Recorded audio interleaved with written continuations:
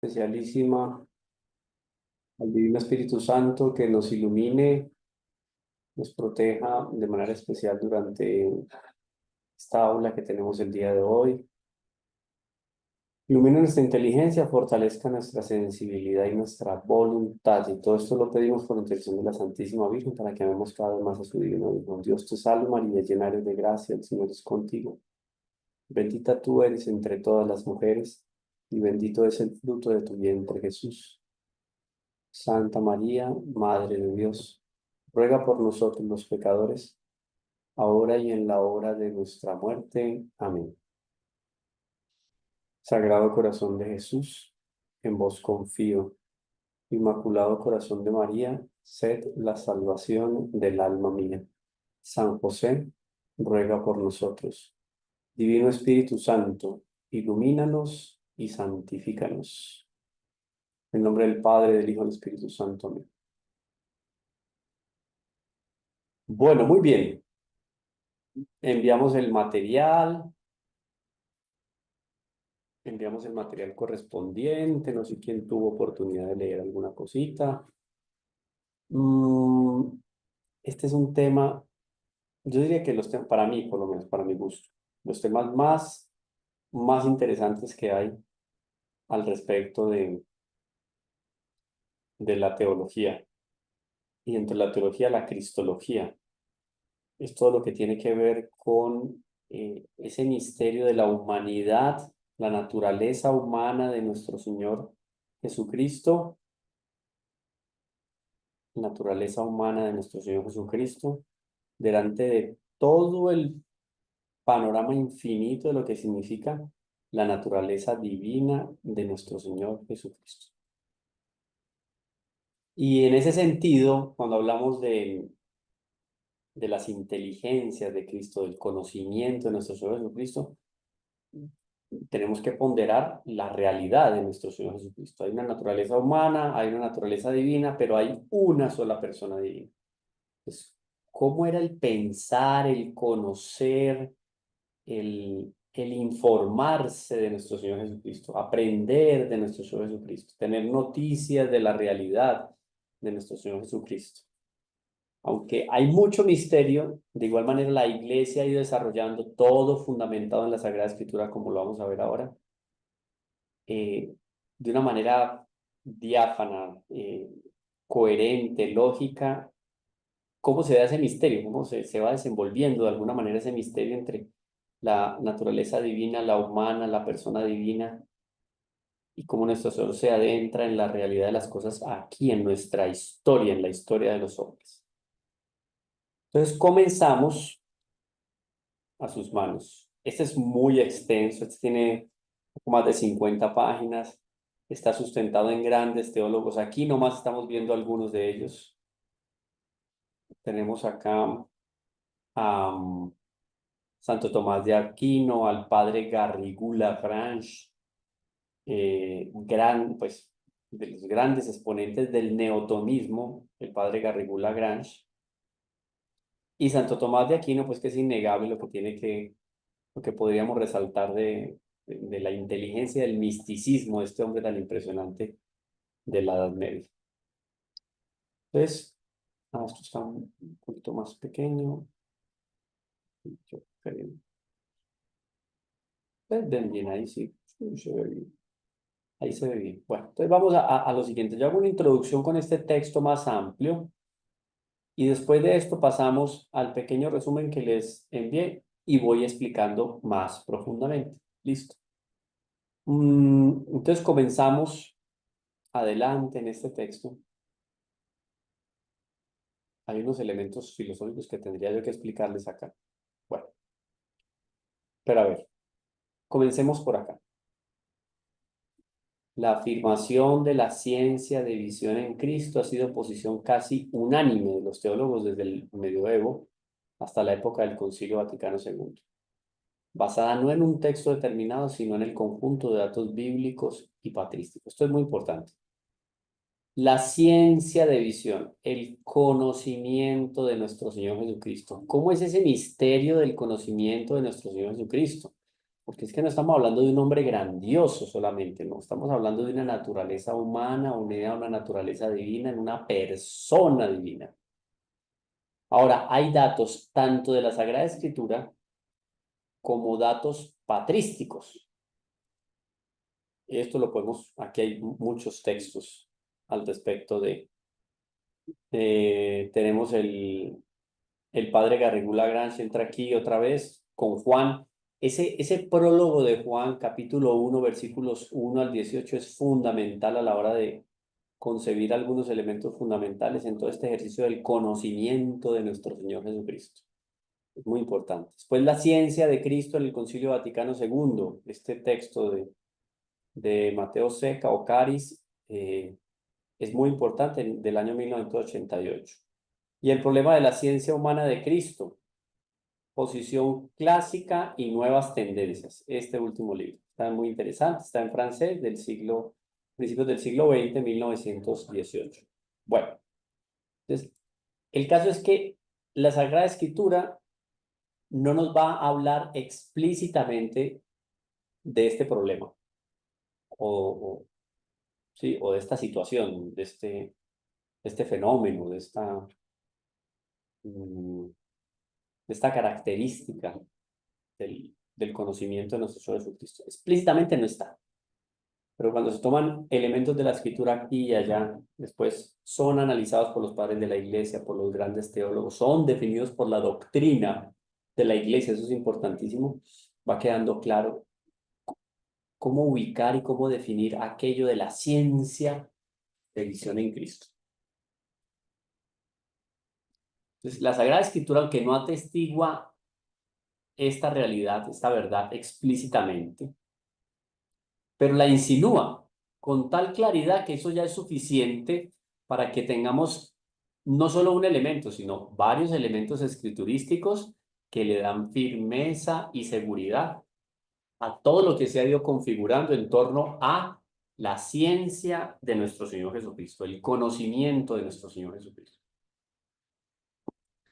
Ahora bien, la imagen de nuestro Señor Jesucristo como revelador del Padre y su designio salvífico parece dejar fuera de duda que tiene su origen no en su fe, tiene su origen no en su fe en una revelación que él hubiera recibido o en una experiencia mística de singular elevación o por connaturalidad con el Padre de la humanidad del unigénito encarnado, sino en el conocimiento directo que él tiene del Padre. Él da testimonio de lo que ve. Entonces, no podemos pensar en nuestro Señor Jesucristo, en la humanidad de nuestro Señor Jesucristo como una especie de robot. Él fue programado desde un principio por la persona divina que lo iba a asumir, que iba a asumir la naturaleza humana. Es como si fuéramos a hablar, pongo entre mil comillas aquí, como si fuéramos a hablar de un muñeco, que nuestro Señor asume un muñeco humano y ya está todo dicho, ya lo conoce todo, ya está todo definido. No es así, no es así. Hay un pasaje muy bonito de la Sagrada Escritura, repito, el final del versículo final del capítulo 1, lo que se llama el prólogo de San Juan, que va a decir: a Dios nadie le ha visto jamás. El unigénito que está en el seno del Padre, él mismo lo ha dado a conocer. Porque ha visto al Padre, miren el texto acá, porque ha visto al Padre. Su humanidad está llena de gracia y de verdad, es decir, la humanidad de nuestro Señor Jesucristo está dotada de, oídos, este es muy importante, la humanidad de nuestro Señor Jesucristo está dotada, está llena de gracia y de verdad. Quiere decir que tiene una visión intuitiva y facial de Dios. O sea, con ese lleno de gracia de la humanidad de nuestro Señor Jesucristo y lleno de verdad, él tiene una visión intuitiva, él conoce ya lo que es Dios, facial de Dios, o sea, cara a cara de Dios.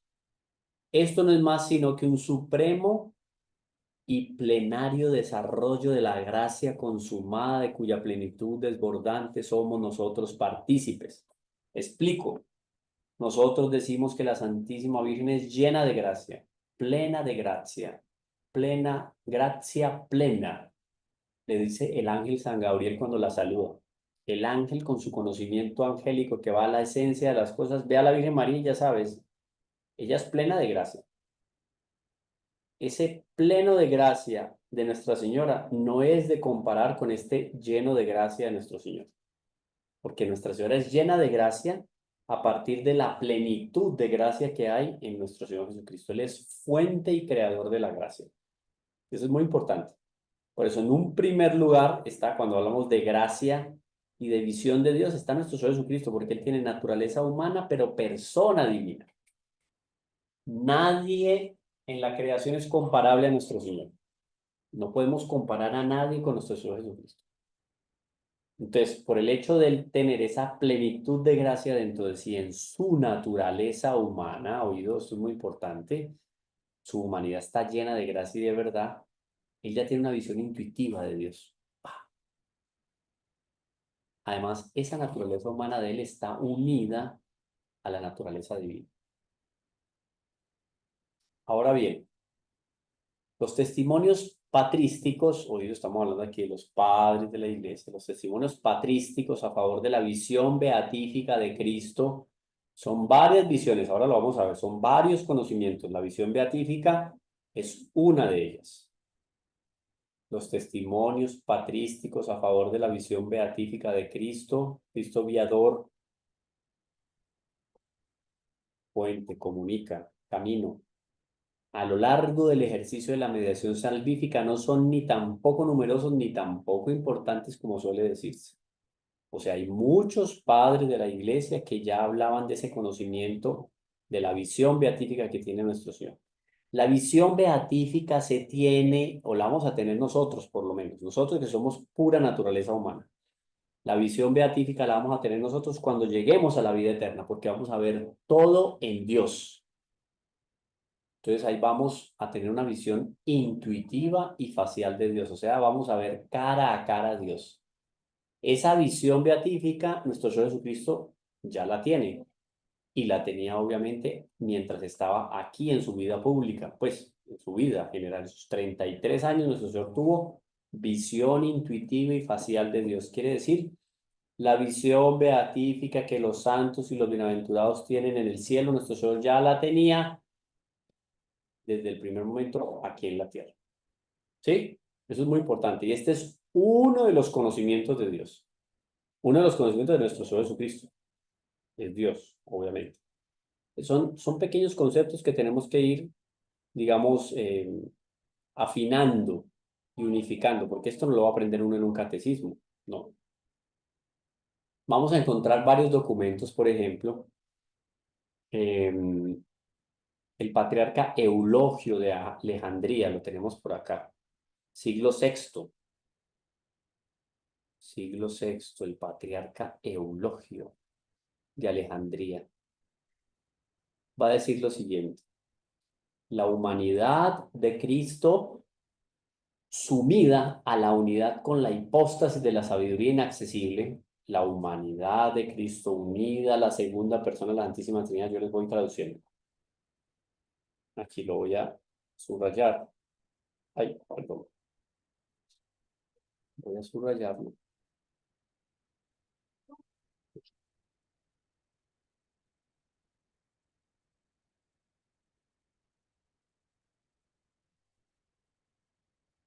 La humanidad de Cristo sumida a la unidad con la hipóstasis de la sabiduría inaccesible y sustancial, no puede ignorar ninguna de las cosas presentes ni futuras. Todo lo presente, todo lo futuro, todo lo pasado era de conocimiento de nuestro Señor Jesucristo. ¿Por qué? Porque tiene la visión beatífica, la misma visión que nosotros vamos a tener cuando lleguemos al cielo, si Dios quiere. Es la misma visión, porque se ven todas las cosas en Dios. Quiere decir que no hay limitante del tiempo, no hay limitante del espacio, y es a través del creador de todas las cosas que vamos a conocer todas las cosas. ¿Qué mejor manera de conocer las cosas que viéndolo a él? Esto defendido ya desde el siglo sexto por el patriarca Eulogio de Alejandría. Más adelante nos vamos a encontrar con otro personaje maravilloso, el Papa San Gregorio Magno. Lo subrayo. El Papa San Gregorio Magno aprueba la doctrina de Eulogio, fundándola en la unión hipostática. Entonces, por el hecho de que, ¿qué es la unión hipostática? Repito, ya la habíamos comentado, pero repito, la unión hipostática es la unión de las dos naturalezas, la divina y la humana, en la persona divina. Eso es la unión hipostática. Entonces, San Gregorio Magno aprueba la doctrina del patriarca Eulogio del siglo VI y le da como sustento la unión hipostática, por la cual la naturaleza humana fue hecha partícipe de la ciencia de la naturaleza divina. Estamos hablando de la naturaleza humana de nuestro Señor. La naturaleza humana de nuestro Señor fue hecha partícipe de la naturaleza de la ciencia natural, de la ciencia de la naturaleza divina. La naturaleza divina tiene una ciencia. Esa ciencia, en el momento de la unión con la naturaleza humana, la hizo partícipe. ¿Está bien? Esto es muy importante. Voy a subrayar solo eso para que ustedes lo tengan presente. Aquí, la naturaleza humana fue hecha partícipe de la naturaleza, fue hecha partícipe de la ciencia de la naturaleza divina. Y clave aquí en el texto de San Eulogio. Sí, yo lo veo aquí.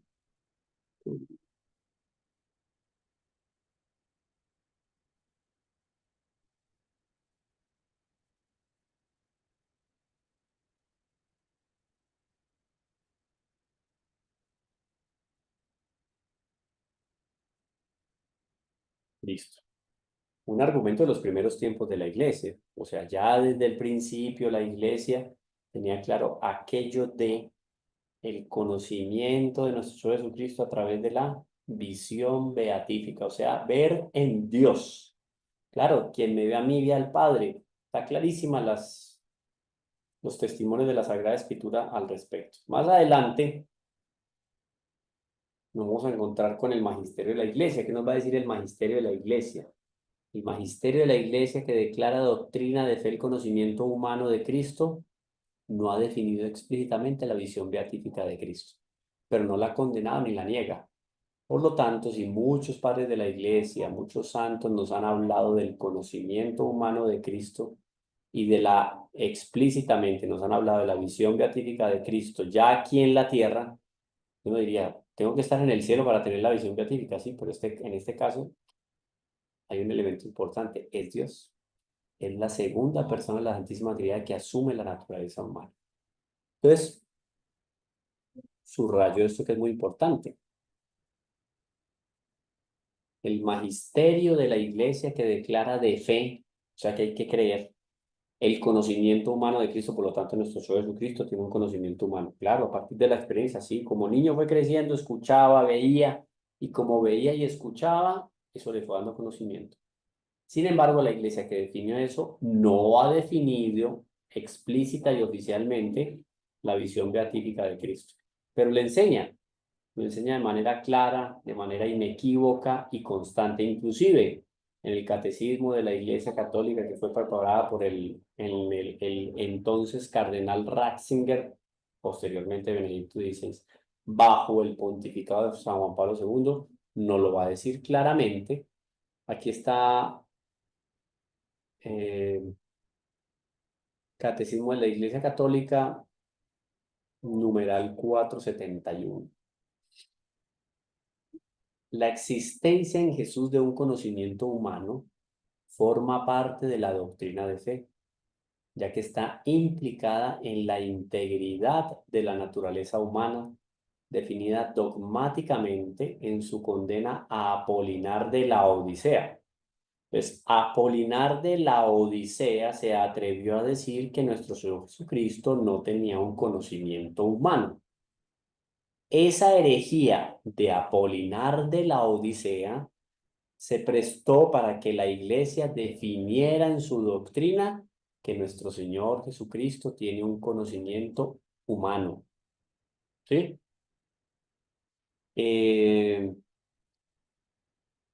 Contra este error, la Iglesia confesó en el Concilio Primero de Constantinopla que el Hijo Eterno asumió también un alma racional humana, por lo tanto tenía conocimiento humano, porque en la naturaleza humana de nuestro Señor hay cuerpo y alma, así como en la naturaleza humana de cada uno de ustedes y en la mía hay cuerpo y alma. En nuestro Señor Jesucristo hay cuerpo y alma. Él asumió también un alma en la naturaleza humana, no solamente un cuerpo, también alma. Y a la hora de hablar del alma, es un alma racional humana. Si es un alma racional humana, tiene la capacidad de conocer humanamente. Por lo tanto, nuestro Señor Jesucristo, con un alma racional humana, conoce humanamente. ¿Tiene lógica o no? Miren que es clarísimo, ya que casi que con esto podríamos definirlo del todo. Clarísimo. El Hijo Eterno asumió también un alma racional humana. También aquí se aplica el principio afirmado al comienzo del Tomus de San León. San León va a decir, cada naturaleza obra en comunión con la otra lo que le es propio. Esto es, el verbo opera y la carne hace cuanto es de la carne. La naturaleza humana opera en nuestro Señor como la naturaleza divina opera también en nuestro Señor. Y la naturaleza humana de nuestro Señor opera o actúa como cualquier otra naturaleza humana, semejante en todas nosotros menos en el pecado. Por lo tanto, tiene un conocimiento humano. ¿Está bien? Años más tarde, ya por ahí a finales del siglo séptimo, miren aquí en el año 861, en el Concilio Ecuménico de Constantinopla, el tercer Concilio Ecuménico de Constantinopla. Ese concilio nos va a decir, la Iglesia lo define, que Cristo posee dos voluntades y dos operaciones naturales. Quiere decir que tiene dos voluntades, una divina y una humana. Tiene dos operaciones naturales, sí. En una la naturaleza divina opera y en otra la naturaleza divina opera. Divinas y humanas. Lo importante es que no son opuestas. O sea, de ninguna manera, oído, esto es importante aquí, vamos a ponerlo en un colorcito fuerte, en este.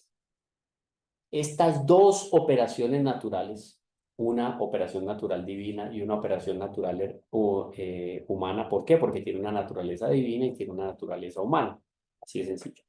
No son opuestas. Claro, ¿cómo va a ir la naturaleza humana en contra de la naturaleza divina de nuestro Señor? No, la naturaleza humana es perfecta en nuestro Señor Jesucristo. Siendo perfecta, opera o coopera, más bien es el término que utiliza la iglesia, coopera con la divina y a su vez la divina con la humana. De tal manera que cuando el verbo asume la naturaleza humana, o sea, el verbo se ha hecho carne, en su obediencia al Padre, ha querido humanamente todo lo que ha decidido divinamente con el Padre y el Espíritu Santo para nuestra salvación. Todo lo que Dios quiere, lo quiere la naturaleza humana de nuestro Señor. En la naturaleza humana, recordemos, está el cuerpo y alma. Y el alma es un alma racional. Y esa alma racional tiene un conocimiento, por lo tanto hay un conocimiento humano. Y hay una voluntad humana en nuestro Señor, claro, pero esa voluntad humana coopera con la voluntad divina. Bien, punto seguido. ¿Alguna novedad? ¿Alguna pregunta?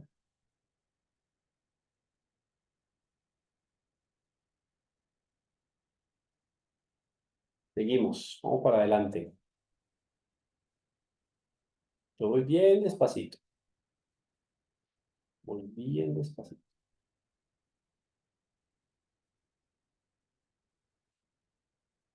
Ahora bien, la voluntad humana de nuestro Señor Jesucristo sigue a su voluntad divina sin hacerle resistencia ni oposición, sino todo lo contrario, estando subordinada a esta voluntad omnipotente. Entonces, la voluntad humana está subordinada, o sea, que hace, acompaña y coopera con la divina. La voluntad divina siempre va acompañada de la voluntad humana. Coinciden, no hay resistencia y no hay oposición. Van por el mismo camino. Donde va una, va la otra. La naturaleza humana entonces coopera con la naturaleza divina. de la manera más perfecta. Para que en nosotros suceda eso, o sea, para que nuestra naturaleza humana coopere con la voluntad de Dios, para nosotros es necesaria una gracia especial, ¿sí? Porque la persona nuestra es humana y tenemos debilidades, y tenemos limitantes, etcétera. Entonces, la gracia de Dios es la que viene al alma del hombre y le da toda la fuerza necesaria para que la persona humana, o sea, nosotros, ustedes o yo, caminemos por donde Dios quiere que caminemos, vayamos por donde Dios quiere que vayamos, respondamos lo que Dios quiere que respondamos. Esa es la gracia. En el fondo es una participación de esa naturaleza divina. Esto es muy importante. Eh, Ahora bien, el concilio de Constantinopla, el tercer concilio de Constantinopla, que lo vimos aquí en el año 681. Ese concilio estaba orientado directamente a la reflexión cristológica de la Iglesia hacia los problemas del conocimiento humano de Jesús. Siglo séptimo. Vamos a ver entonces cómo definimos esto del conocimiento y empieza a surgir unos otros comentarios, etcétera. Eh, Todo esto del conocimiento de nuestro Señor Jesucristo bajo una perspectiva histórica. En el misterio del sufrimiento de nuestro Señor, en el misterio de su pasión, en el misterio de su muerte, nuestro Señor Jesucristo se sometió a la voluntad del Padre con un acto auténtico de libre voluntad humana. Y este es el alma de la redención. Padre, yo quiero ser la víctima que se ofrece por el pecado de la humanidad, por el pecado original y por los pecados de los hombres en general. Y ahí es que, por ejemplo, en un confesionario podemos recibir el perdón, porque siendo voluntaria la muerte de nuestro Señor, Él se ofrece, Él es sacerdote y Él es víctima, Él es altar, Él se ofrece al Padre como víctima. Por eso es que el alma de la redención es este sí de la voluntad de nuestro Señor Jesucristo, la voluntad humana. Desde el Ecce Venio de Nazaret hasta el Consummatum Est del Calvario. Desde el primer momento en que nuestro Señor empieza a aparecer en la historia de la humanidad hasta el todo está consumado del Calvario. Siempre la voluntad humana de nuestro Señor Jesucristo decía sí, sí, sí, sí. Y esa voluntad afirmativa de nuestro Señor Jesucristo siempre iba en la línea de la voluntad divina.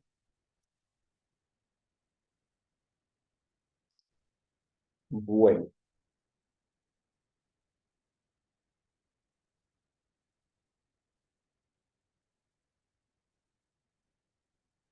Aquí hay dos elementos. Ahora, la libre voluntad humana del único mediador Jesucristo, la libre voluntad humana del único mediador, nuestro Señor Jesucristo, Pablo, 1 Timoteo, se funda en una inteligencia también humana, que es la raíz inmediata de su libre albedrío. Entonces, hay voluntad humana y hay inteligencia también humana.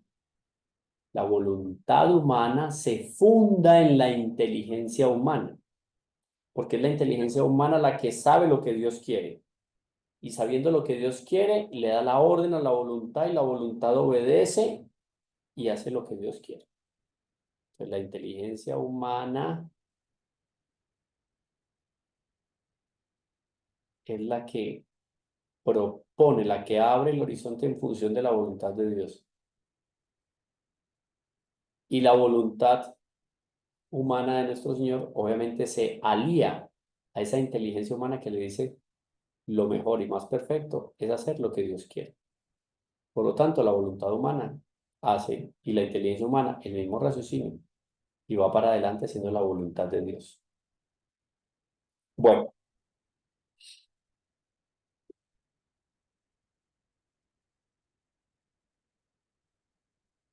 va a decir Pío XII en su encíclica Mystici Corporis, cuerpo místico, nos va a decir, y la llamada ciencia de la visión. Esto es Pío XII.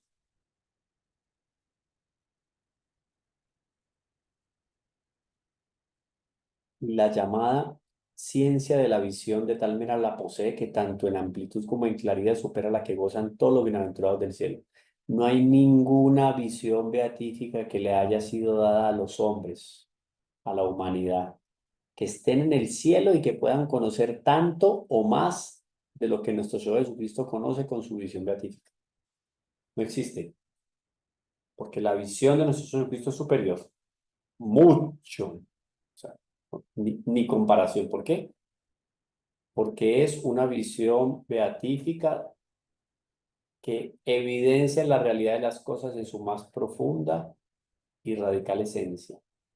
Porque es en Dios, está viendo en Dios. Pero es que pasa es que nuestro Señor Jesucristo nunca se separa de la persona divina, ¿no? Eh, aquel amorosísimo conocimiento que desde el principio, a ver, aquel amorosísimo conocimiento que desde el primer momento de su encarnación tuvo de nosotros el Redentor divino, está por encima de todo el alcance escrutador de la mente humana. No hay mente humana que pueda llegar a pensar claramente, a definir claramente lo que significa el conocimiento de nuestro Señor Jesucristo. O sea, nuestro Señor Jesucristo, como totalmente Dios, como totalmente hombre, nos conoce a cada uno de nosotros más de lo que nosotros podemos conocernos. ¿Con qué tipo de conocimiento nos conoce a nosotros nuestro Señor Jesucristo? ¿Con el conocimiento humano, experiencial, natural? ¿Con el conocimiento de la ciencia infusa, de la visión beatífica? ¿Con qué tipo de conocimiento? Avancemos otro poquito. Estas son palabras, allá aquí está. Nos va a decir San Gregorio Magno aquí, en este texto. La naturaleza humana,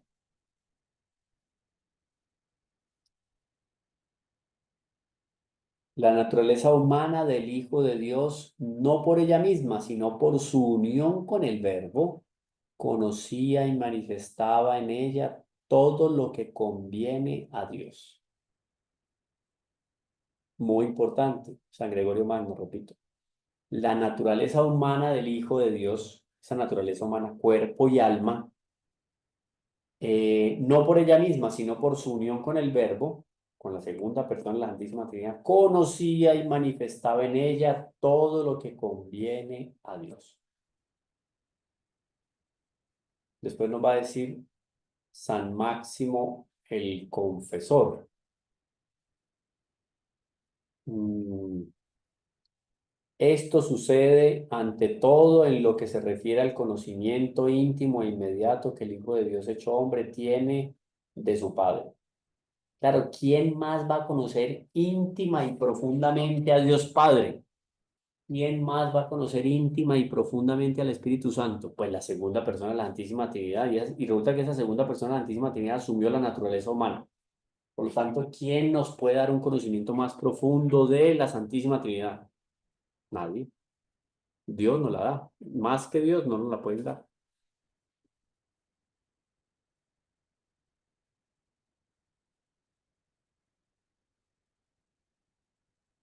Otro elemento interesante aquí sobre el conocimiento de nuestro Señor.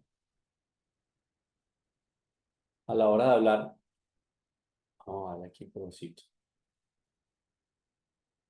Como el alma de Cristo, esto ya me lo pueden explicar. Yo le voy a preguntar a alguien de los que está aquí en pantalla. Alguno de los o alguna de las alumnas que está por aquí, yo le voy a decir que me explique ese primer párrafo, eso que acabo de señalar. A ver, ¿quién levanta la mano y me explica? Con sus propias palabras. Aquí no necesita más.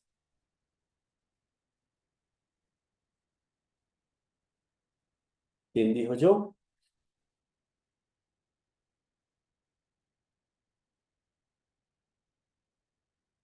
Las manitos levantadas. Ahí voy a atreverme a dar un nombre por acá. A ver, Rosa Elena. Rosalena Mancilla.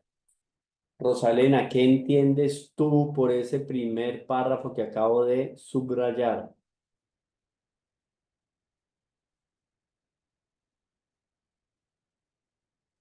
Profesor, eso no es que significa de que Jesucristo, como hace un momento usted explicaba, ¿no?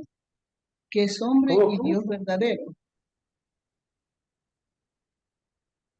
Tiene Repite que esas dos naturalezas. está muy bien. Repítelo.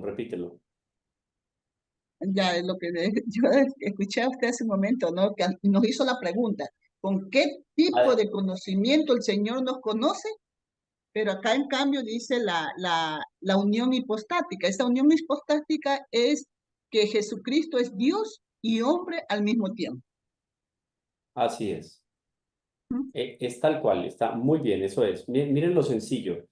A veces hay algunos términos que uno puede, que uno no entiende, pero el de la unión hipostática ya lo tienen que tener muy claro. La unión hipostática es la unión de las dos naturalezas, la humana y la divina, en la persona divina. ¿Cuál es la persona divina de nuestro Señor Jesucristo? La segunda persona de la Santísima Trinidad, es decir, el Hijo. Entonces, ¿qué nos dice aquí el texto? Como muy bien nos lo ha dicho la compañera estudiante. Como el alma de Cristo, en virtud de la unión hipostática, se halla más íntimamente unida a Dios que los ángeles y los bienaventurados del cielo, claro. ¿Qué naturaleza, oído? ¿Qué naturaleza? Porque es que el alma de Cristo hace parte de la naturaleza humana. En la naturaleza humana de ustedes y en la mía tenemos cuerpo y alma. Nuestro Señor Jesucristo tiene un alma. Por eso es que murió. Pudo morir porque el alma se separó del cuerpo. Así de sencillo. Entonces, como el alma de Cristo, en virtud de la unión hipostática, se halla más íntimamente unida con Dios que los ángeles y los bienaventurados del cielo, no hay nadie que esté más unida a Dios, no hay otra criatura más unida a Dios que la naturaleza humana de nuestro Señor. No hay ninguna criatura como el alma. El alma es una criatura, el alma fue creada por Dios. El alma de nuestro Señor Jesucristo fue creada por Dios, claro. El alma de nuestro Señor Jesucristo fue creada por Dios en el primer momento de la concepción en el vientre de Nuestra Señora. El alma de nuestro Señor Jesucristo es humana, por lo tanto es creada, como es creada el alma de ustedes y como es creada mi alma. Entonces, esa alma, en virtud de la unión hipostática, tiene más unión con Dios que los ángeles y los bienaventurados del cielo. Nadie tiene más unión. Es que es imposible. En un segundo lugar podemos colocar a Nuestra Señora, pero ni de lejos igual que Dios, ni de lejos igual que nuestro Señor Jesucristo, ninguna otra. Solo Nuestra Señora en un segundo lugar, pero no como nuestro Señor Jesucristo, en un segundo lugar. Ahora, por esa, por esa realidad de la unión hipostática, ese milagro que se da en la encarnación, es que el alma de Cristo debe contemplar a Dios con más perfección que ninguna otra criatura. O sea, no hay otra criatura que contemple a Dios con más perfección, que lo conozca, que lo vea, que lo intuya con mayor perfección que el alma de nuestro Señor Jesucristo. ¿Qué es lo que le da la racionalidad al ser humano? El alma racional. El alma racional es humana. El alma racional es humana. Bueno,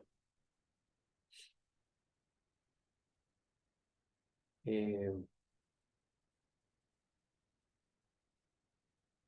esto es muy importante, este apunte que está acá.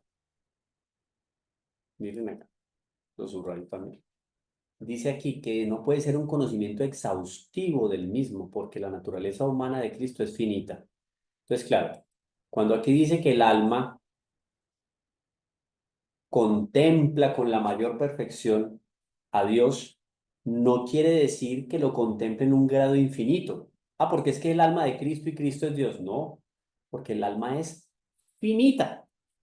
El alma tiene unos límites. El alma tiene unas fronteras. El alma de nuestro Señor Jesucristo, como el alma nuestra no es infinita, pero el alma más perfecta es el alma de nuestro Señor Jesucristo. Entonces, todo lo que un alma puede contemplar de Dios sin dejar de ser criatura, o sea, sin dejar de ser alma humana, todo lo que se puede contemplar y conocer de Dios lo conoce el alma de nuestro Señor Jesucristo. Nadie como Él. Y en un segundo lugar, Nuestra Señora, por obvias razones, siendo la Madre de Dios. Pero no es comparación aquí para este punto. ¿Está bien? Entonces es importante esto. No puede ser un conocimiento exhaustivo del mismo Dios, ¿no? Porque la naturaleza humana de Cristo es finita. Claro. Y voy a pasar a nuestro otro texto. Tengo por acá. Ciencias. 4 tipos de conocimiento en nuestro Señor Jesucristo. Importantísimo para conocer todo lo que significa la grandeza de la naturaleza humana de nuestro Señor y de su naturaleza divina. Esto nos da pistas al respecto. Muy bonito. Dice Pablo a los Colosenses, en quien se hallan escondidos todos los tesoros de la sabiduría y de la ciencia. En Dios, nuestro Señor Jesucristo. Ahora, un elemento importante es que el mundo termina por admirar aquel otro genio, el que se ganó el premio Nobel, el que salió en tal revista científica importante, en tal revista política importante, en tal revista económica importante.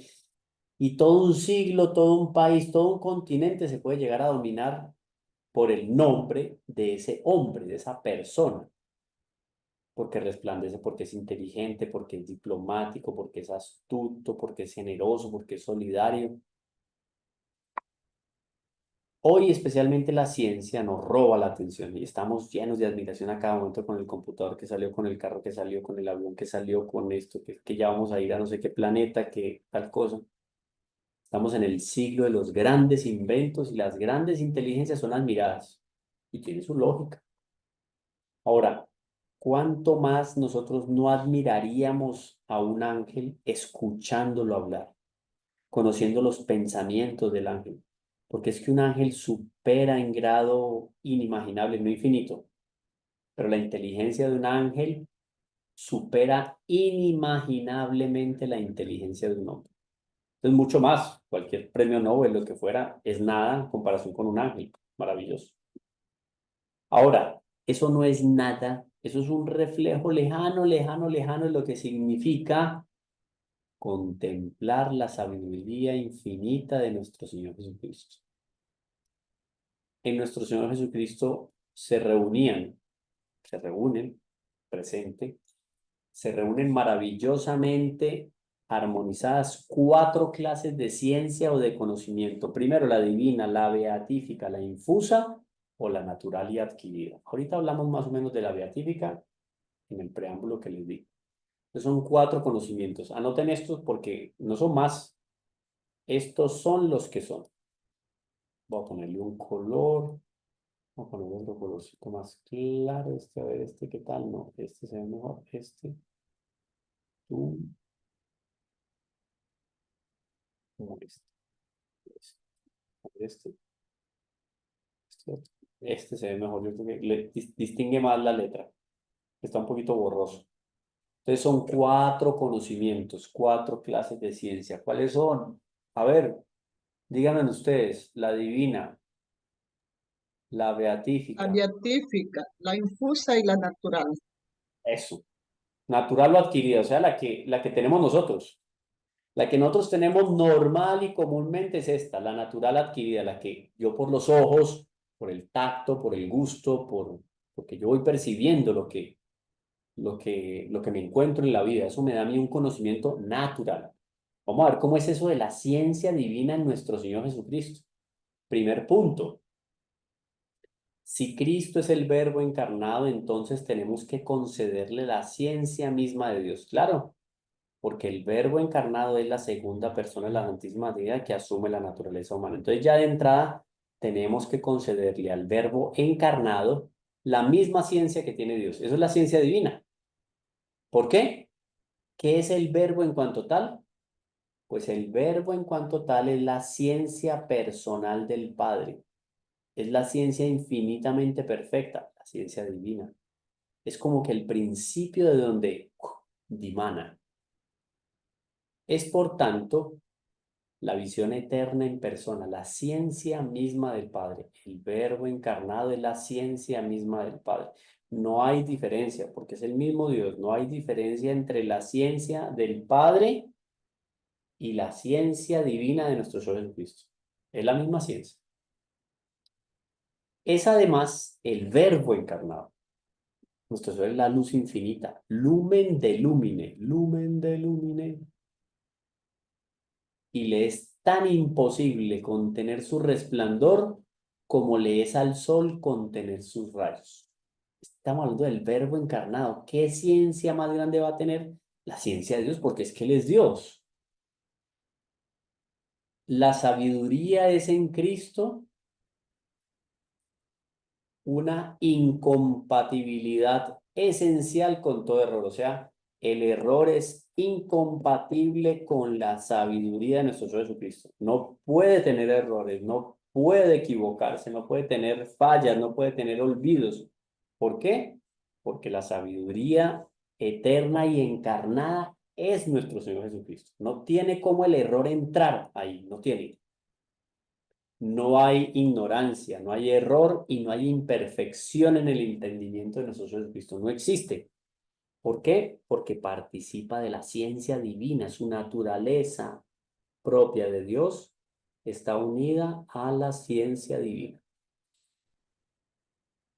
¿Qué más significa entonces esta sabiduría, esta ciencia divina? Pues que Cristo se conoce y se afirma así como es. Él es infinitamente sabio. Cuando Él dice, en verdad os digo, en el fondo es para recordar eso.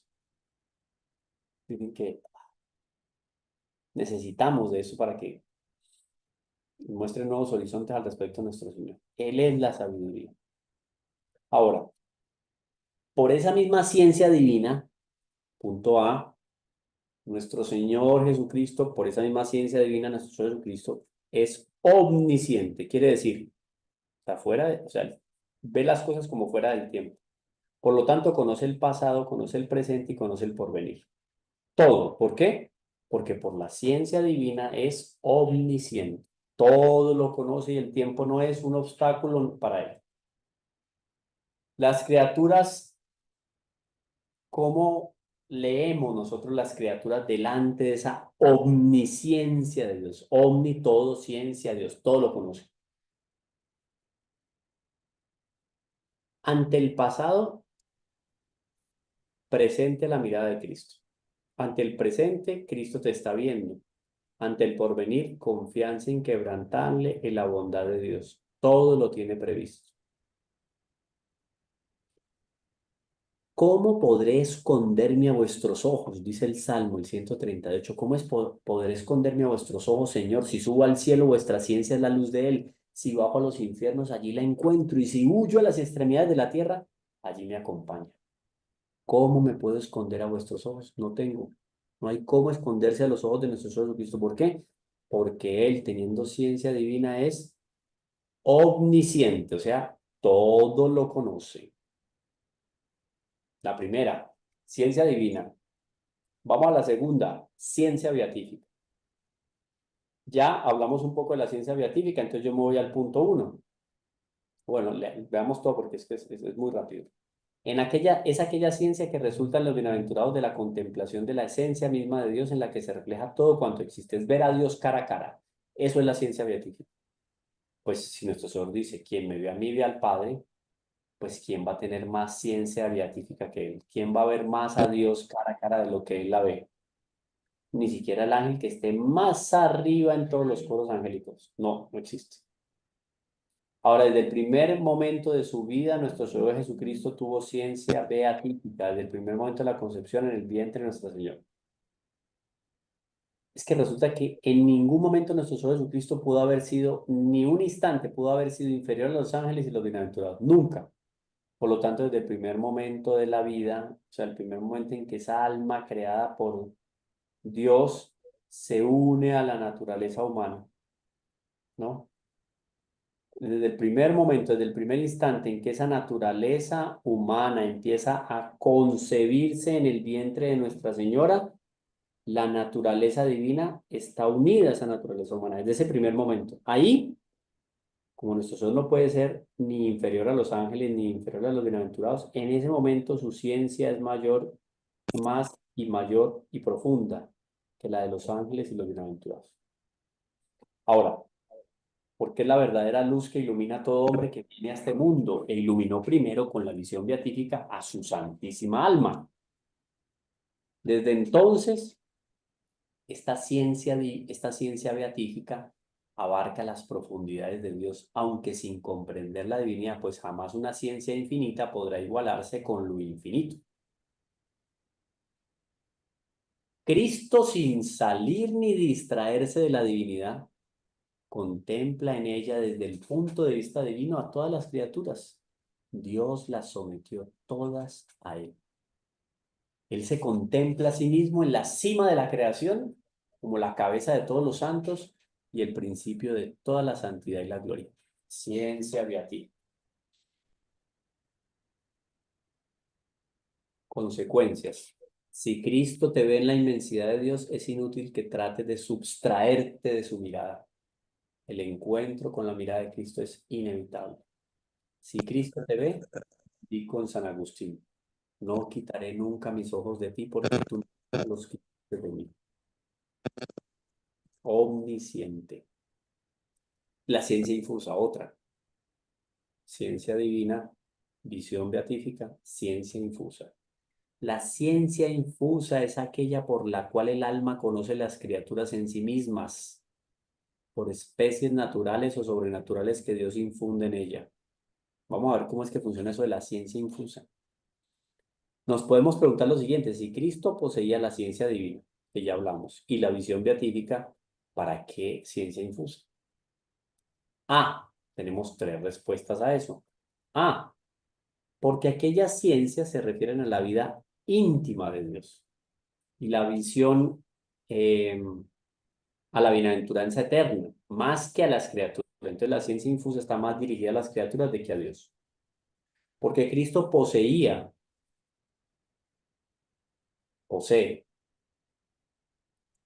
una naturaleza perfectísima en la que no podemos poner ninguna imperfección.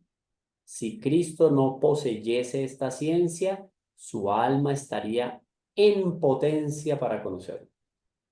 O sea que es adecuado, no, adecuado no es la palabra, es conveniente a la naturaleza humana, oído, unida a la naturaleza divina, tener esta ciencia infusa. Es conveniente. Cristo poseía la plenitud de los dones del Espíritu Santo, cuya actuación inunda el alma de luces infusas. O sea, si hay una plenitud de dones del Espíritu Santo en nuestro Señor Jesucristo, pues obviamente esa ciencia infusa acompaña esa plenitud de los dones del Espíritu Santo, que es Dios.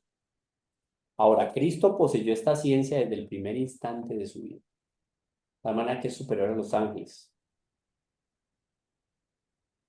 Si Cristo es superior a los ángeles, tenemos que concederle esta ciencia que los ángeles poseyeron desde su creación, porque la ciencia infusa es una ciencia que tienen los ángeles por naturaleza. Si la tienen los ángeles, ¿cómo no la iba a tener la naturaleza humana de nosotros Jesucristo?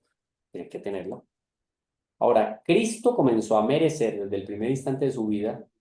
El mérito corresponde a un acto libre y voluntario, distinto por consiguiente a la visión beatífica, que ni es libre ni es meritorio. Desde el primer momento, plenitud de gracias, fuente de gracia. Ahora, la oración meritoria de Cristo no sufrió intermitencias. Hoy estaba más piadoso, mañana menos. No, la oración meritoria siempre consigue todo, y en su vida pública, en su vida terrena, siempre el Señor consiguió todo de Dios. Todo lo que pedía lo consiguió. ¿Por qué?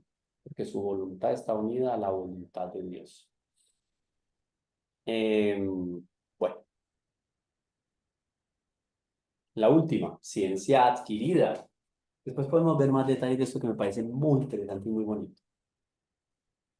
Esta es la ciencia natural, ciencia adquirida o ciencia natural, que es la ciencia nuestra, la que tenemos nosotros por naturaleza humana.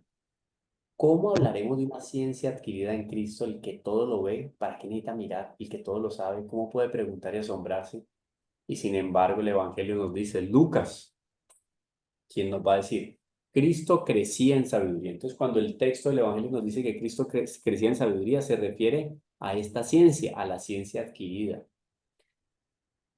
Cristo se admiraba de la incredulidad de los judíos, lo dice el Evangelio. Nuestro Señor Jesucristo se admira de la fe de la cananea y de la fe del centurión. Entonces él se admira. ¡Ah! Hay algo de nuevo en él. Se encuentra con cosas que para él son nuevas. ¿Por qué? Porque la ciencia él adquiere con la presencia delante de la persona, del firmamento, del castillo, del río. Él adquiere un conocimiento. Eso es ciencia adquirida. ¿Está bien? La ciencia adquirida en nada se opone a las otras ciencias, en nada. Por lo tanto, cabe perfectamente. ¿Ciencia qué? Divina, visión beatífica, ciencia infusa y ciencia adquirida. Cristo no fue discípulo de nadie, los conocimientos adquiridos los tuvo por su propia invención, por sí mismo se encontró con la verdad a través de la ciencia adquirida. La posibilidad que le da su naturaleza humana de correlacionarse con los otros y de conocer a través de los sentidos, le posibilitaba o le posibilita esta ciencia adquirida. Muy,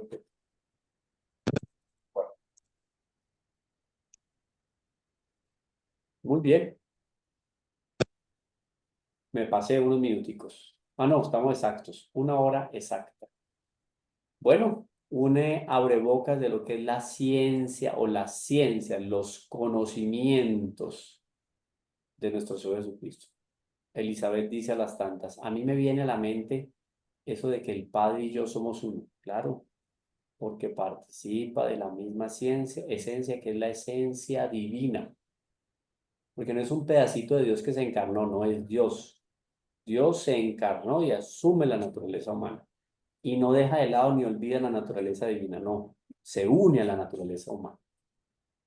Bueno, aquí conocimos un poco más de la vida de nuestro Señor Jesucristo, de su naturaleza y de las grandezas y maravillas de su alma, porque estamos hablando del conocimiento.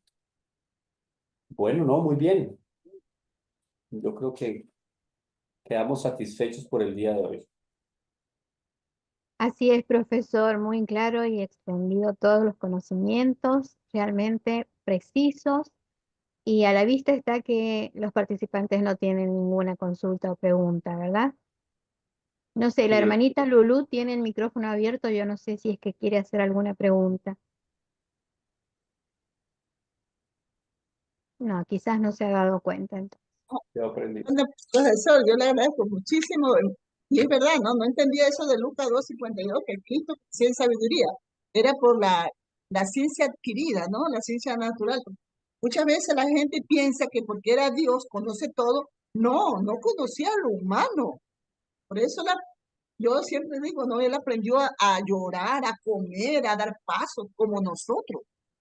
Claro, es Eso que naturaleza humana perfecta, o sea, él conocía perfectamente, él se sentaba en las piernas de Nuestra Señora, se sentaba en las piernas de San José y escuchaba a San José que le explicaba, le enseñaba a rezar con los salmos, y él con ese conocimiento adquirido, conocimiento natural, escuchaba y se aprendía los salmos aunque él es siendo Dios, por la visión beatífica y por la ciencia divina, había inspirado a David para escribir ese salmo. Pero en cuanto hombre, aprendía el salmo.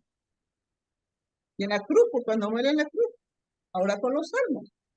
Muy bien, Claro, muchas gracias. Y eso bueno, de las, ¿cómo que se llama? De los concilios, siempre los concilios se han dado por esas malas creencias que se querían influir. Entonces, inmediatamente la iglesia, con su doctrina, con su fe, hacía que dar una verdad, pues, ¿no? De definía Cristo. la verdad en Ujú. función del levantamiento de los herejes. a lo largo de la Eso, historia. de la herejía. Terminaron siendo, el demonio se termina pisando la cola porque nos da la oportunidad de definir la doctrina de la iglesia. Doctrina de la Iglesia Católica. Muchísimas gracias. Bueno, bueno, muy bien. Entonces, que Dios les bendiga a todos, que nos bendiga a todos nuestro Señor Jesucristo por medio de la Santísima Virgen. Igualmente para usted, profesor. Nos vemos Bendiciones. entonces el